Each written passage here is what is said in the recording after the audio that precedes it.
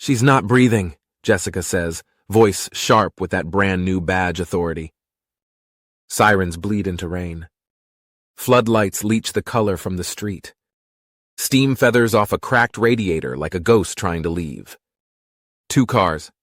3 people who matter. Jessica and I do a quick triage. Patient 1 is the passenger in the silver sedan. Woman in her 60s, apneic, cyanotic, jaw slack.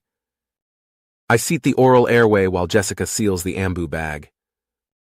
The chest barely rises.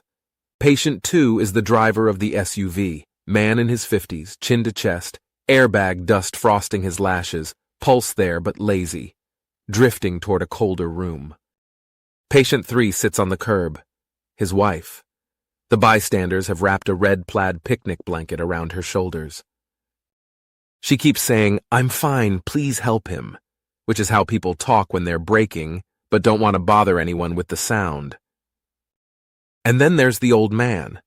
Thin windbreaker, faded Star of Life cap, trauma shears in a leather sheath on his hip that nobody sells anymore. He moves with the quiet competence that makes procedure feel like instinct. "Hey, you there, step to the curb," Jessica snaps without looking up. "Sir, do not interfere." The old man doesn't crowd. He angles one glance at our mask on patient 1 and talks to the equipment more than to us. "Seal's leaking at the cheek. Move it 5 degrees right. Lift the jaw like you mean it." Jessica bristles. "Yeah? And you're what? YouTube medical certified, old man?" She shifts the mask just to prove it won't help. The chest rises. Once. Twice. Better. "Coincidence," she mutters, pink showing under the rain. She shouts louder, "Sir! I said move to the curb. Now!" The old man's already drifted to the SUV. 2 fingers find the patient's carotid. He counts under his breath like a metronome that outlived a lot of songs. 1 1,000, 2 1,000, then calm as a grocery list, heart rate slowing. Perfusing but barely. "Get pads ready. Oral or nasal airways if he sags," the old man suggests. Heat climbs my neck. I use the policy voice we practice when we're scared. "Hey, dude! Step away from the patient! You don't know what you're doing!" His eyes find my name badge, like I'm a yearbook photo he remembers. Washed-out swimming hole blue eyes. "Reid," he says, easy as Sunday. "Keep your airways, then. Just don't let him earn an airway you could have given a minute sooner." Jessica snorts, keys her lapel mic. "Dispatch! Medic 53 requesting law enforcement to clear a bystander, active interference!" She cuts the old man a look meant to be bigger than her boots. "Cops coming, Grandpa." "Get to the curb now!" she barks one more time. The old man doesn't bite. He steps to patient 3 on the curb, lowers himself to her eye level so she doesn't have to look up at anyone. "Ma'am," he says, voice soft as a blanket warmer we don't have. "Are you his wife?" She nods hard, fingers white on the red plaid picnic cloth. "You're doing the best thing for him now. He's getting the help he needs," he says, warm yet confidently. "We'll make the road make sense again. Can I sit here with you a moment?" She lets out a breath that sounds like a sob that changed its mind halfway out. She nods once, and the old man sat down with her on the curb. The old man quickly stood when engine 4 rolls in, brakes sighing like a tired giant settling into a chair. Captain Morales steps down, rain beating on the bill of his cap.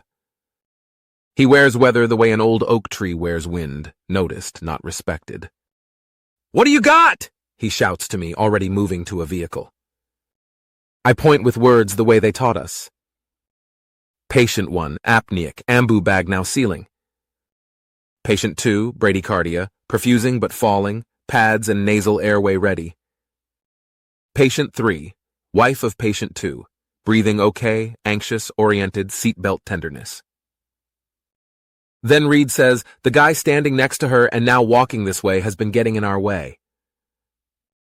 Morales's eyes track to the old man with patient 3.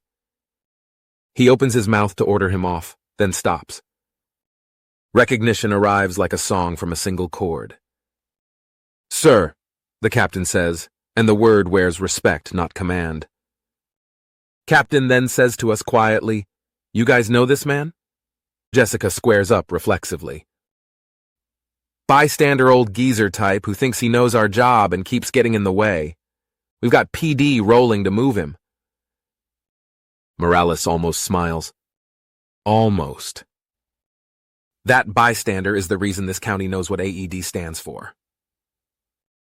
He tips his chin. "Evening, Walt." The old man touches his brim, embarrassed at being the truth. "Evening, Cap." The air shifts. Jessica's jaw loosens. Mine follows a second later. "Walt Hennessey stood this system up when 911 rang a rotary phone on a desk," Morales says, voice low enough to feel like a secret the rain will keep. "He typed our first protocol binder on a machine older than our monitor. He started the paramedic school in a cinderblock room with a second-hand mannequin whose arm fell off every time someone did compressions. He taught my preceptor. Hell, he taught your preceptor. He likely taught your mothers to use an EpiPen at a church picnic." Jessica's radio hisses, "Police 1 minute out." She clicks it off like the sound offended her. Walt nods toward patient 1. "Keep the cadence, ma'am," he tells Jessica, gentle as a hand on your back. "1 breath every 6 seconds. Count out loud so fear can borrow your rhythm." Jessica swallows, mortified and grateful nonetheless. 2-1000, 3-1000. "We work the plan because the plan works." I hold the seal on patient 1. The oral airway easily slides into an airway that wanted to close for the night. Color creeps back to edges that had abandoned her. Cervical collar. Monitor. We move like a small orchestra, finally trusting the conductor. Morales and Walt move to patient 2 together. Pads on. Heart rate in the 30s. "Pressure hanging on by fingernails," Walt comments. "Oxygen, IV, expectation?" I quickly step over and pass a nasal airway swiftly. "Snug the collar," Walt murmurs. "Don't muscle the mandible. Lift it like an apology." He doesn't touch our gear. He makes it behave. Looking at patient 3, Walt walks back, squats, and stays eye level. "Breathe in your nose and out your mouth," he says, modeling a slow tide. He's not alone, and neither are you. Her fingers find his sleeve and rest there. Not a grab, a grounding. "What's his name?" "Daniel," she whispers. "Okay," Walt says like names are medicine. "We'll say it the whole way. Daniel's going to the right place with the right people." Dispatch cracks the air. "Ambulance 2 en route." "Load in order of need," Morales says. "Ambulance 1, take patient 1 now." Jessica climbs into the box and takes the ambu bag. Engine 4's driver slides behind the wheel. I stay on scene with the captain to manage patients 2 and 3. The rig door thumps shut. Red washes the rain. Ambulance 1 rolls first. At this moment, PD pulls up, scans the captain, scans Walt, and melts into traffic control like that was the plan all along. "Tuesday," Morales says to Walt while we package patient 2. "New guy to run the airway labs." The mannequin still fights, and he lets out a little grin only Walt could see. "I retired from telling dummies what to do," Walt says, but the smile in his eyes turns the rain into laughter. "Then come talk to the not dummies," Morales says. "And remind them why they're here."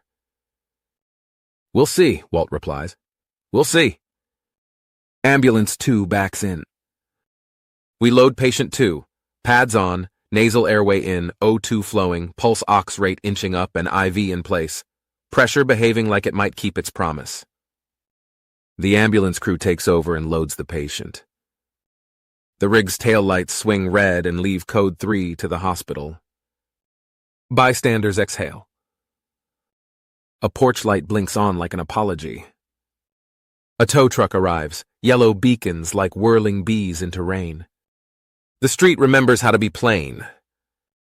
The third ambulance arrives and Walt helps the woman into the back. He says softly, "Ma'am, your husband was looking better when he left.